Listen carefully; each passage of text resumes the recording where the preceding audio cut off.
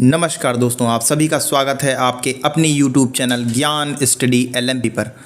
दोस्तों, आज हम लोग सामान्य ज्ञान में इकोनॉमिक्स के कुछ इम्पॉर्टेंट प्रश्न करने वाले हैं। जो हम लोग उन प्रश्नों को करने वाले हैं जो इकोनॉमिक्स में सामान्य ज्ञान में पूछे जाते हैं। तो आइए क्लास में चलते हैं और इन प्रश्नों को करते हैं। दोस्तों, उससे पहले अगर आप चैनल पर पहली बार आए हैं तो चैनल को सब्सक्राइब कर लें, साथ में बेल आइकन को अंडर प्रेस कर लें ताकि अगली क्लास की जानकारी आपको मिल सके। अब आइए दोस्तों क्लास में चलते हैं और आज के प्रश्नों को करते हैं। आज का हमारा पहला प्रश्न है, भारत के किस राज्य में ऊन का सर्वाधिक उत्पादन होता है?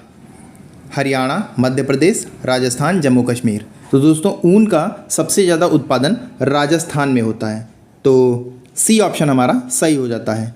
दोस्तों, अगर विश्व में बात की जाए तो ऊन का सबसे ज़्यादा उत्पादन ऑस्ट्रेलिया में होता है, और इसमें अगर भारत का स्थान पूछा जाए तो नवा स्थान, विश्व में नवा स्थान भारत का है ऊन उत्पादन में। अगला प्रश्न है, भारत का वह राज्य जो केसर का सर्वाधिक उत्पादन करता है? हिमाचल प्रदेश, असम, जम्मू कश्मीर, मेघालय। तो दोस्तों, केसर का सर्वाधिक उत्पादन जम्मू कश्मीर में होता है, तो सी ऑप्शन हमारा सही हो जाता है। आइए दोस्तों अगले प्रश्न पर चलते हैं। अगला प्रश्न है, निम्न में से कौन सा एक आर्थिक अधिकार है? संपत्ति का अधिकार, अनुबंध का अधिकार, शिक्षा का अधिकार, रोजगार का अधिकार। तो दोस्तों, आर्थिक अधिकार की अगर बात करें तो इनमें से रोजगार का अधिकार सही उत्तर हो जाएगा, यानी डी ऑप्शन हमारा सही हो जाता है। आइए दोस्तों अगले प्रश्न पर चलते हैं। अगला प्रश्न है, भारत में अप्रत्यक्ष कर का सबसे ऊंचा प्राधिकरण कौन सा है?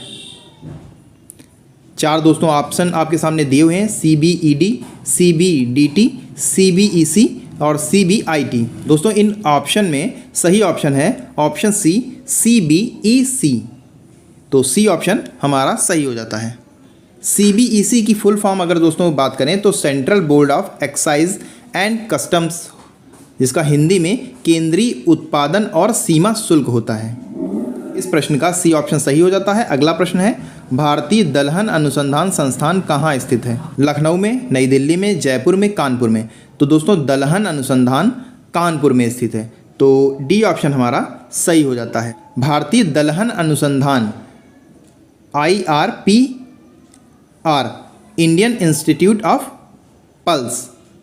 अगर दोस्तों इसकी स्थापना की बात करें तो इसकी स्थापना 1983 में हुई थी, तो इस प्रश्न का डी ऑप्शन सही हो जाता है। आइए दोस्तों अगले प्रश्न पर चलते हैं। प्लास्टिक मनी किसे कहा जाता है? कागजी मुद्रा, credit card, discount coupon, share. तो दोस्तों, कागजी मुद्रा क्रेडिट कार्ड को कहा जाता है, तो बी ऑप्शन हमारा सही हो जाता है। दोस्तों, अगला प्रश्न है, जनसंख्या का सिद्धांत निम्नलिखित में से किसके द्वारा दिया गया है? एडम स्मिथ, कार्ल मार्क्स, माल्थुस, इनमें से कोई नहीं। तो दोस्तों, जनसंख्या का सिद्धांत माल्थुस के द्वारा दिया गया, तो सी ऑप्शन हमारा सही हो जाता है। आइए दोस्तों अगले प्रश्न पर चलते हैं। अगला प्रश्न है, मुद्रास्फीति को नियंत्रित करने के लिए सरकार को क्या करना होता है?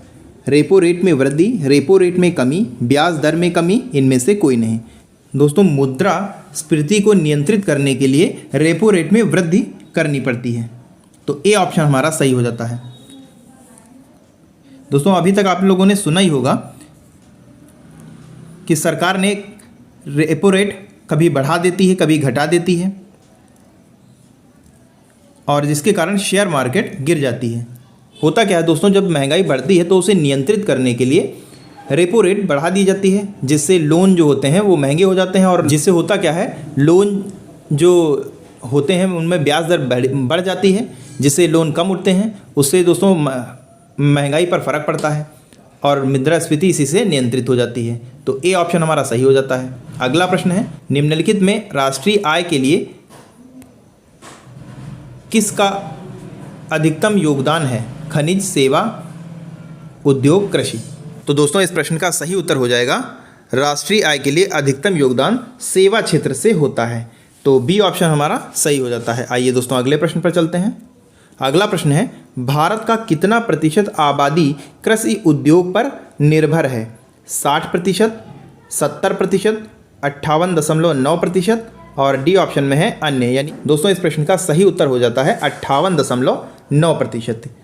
तो सी ऑप्शन हमारा सही हो जाता है। अगला प्रश्न है राष्ट्रीय पदार्थ में सकल, दोस्तों अगला प्रश्न है राष्ट्रीय पदार्थ से सकल लाभ में कितना प्रतिशत कृषि उद्योग का योगदान है? 17.5%, 17.9%, 20% और डी ऑप्शन में है अन्य। तो दोस्तों इस प्रश्न का सही उत्तर है ऑप्शन ए 17.5%। तो ए ऑप्शन हमारा सही हो जाता है। आइए दोस्तों अगले प्रश्न पर चलते हैं। अगला प्रश्न है जीडीपी के आधार पर भारत का स्थान है 5, 3, 7, 13। तो दोस्तों जीडीपी के आधार पर भारत का स्थान 7वें स्थान पर है। तो सी ऑप्शन हमारा सही हो जाता है। अगला प्रश्न है पीपीपी यानी परचेजिंग पावर पारिटी के आधार पर भारत का स्थान है 4, 9, 7, 3। तो दोस्तों पीपीपी के आधार पर भारत का स्थान 3 नंबर पर है। तो डी ऑप्शन हमारा सही हो जाता है। आइए दोस्तों अगले प्रश्न पर चलते हैं। अगला प्रश्न है भारत में उच्चतम मानव विकास सूचकांक HDI किस राज्य में है?